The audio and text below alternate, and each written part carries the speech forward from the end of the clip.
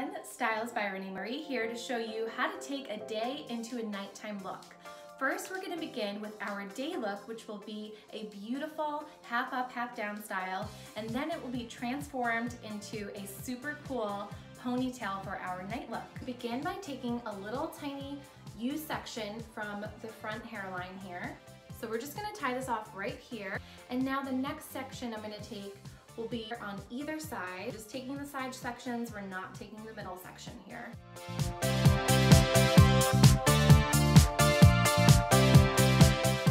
And we already have this really cool braid up here, so all we're gonna do is take this hair back right here and make a ponytail, but we're gonna leave out the side part over here because then we wanna take that hair to wrap around the ponytail afterwards so you don't see the hair tie.